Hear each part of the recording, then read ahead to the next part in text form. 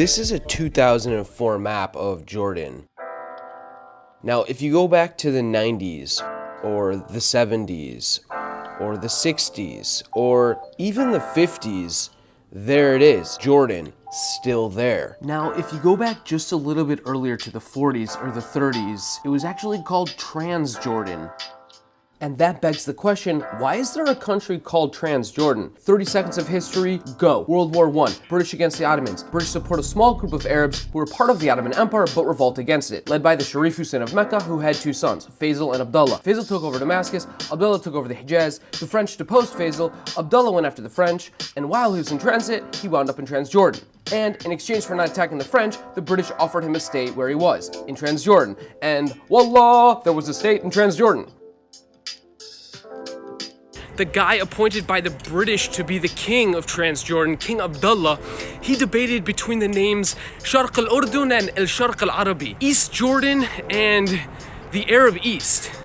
And so the most common name you see on Arabic maps in the 20s, 30s, and 40s is Sharq al-Urdun.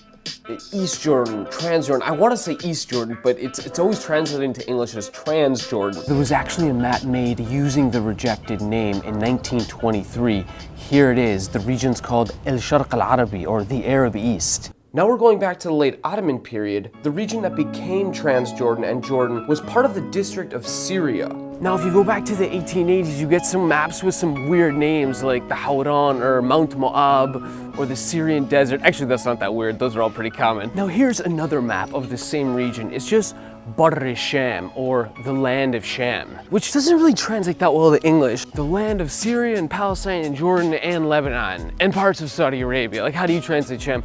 Greater Syria. But that has a separate translation, Surya al-Kubra, so that doesn't work so well. So how do you translate Sham? It's like the perennial problem in Middle East studies. That's why ISIS, by the way, has so many names. ISIS, ISIL, there's only like two. This is a tangent. Okay, now here's another map, 1835, Barr Sham.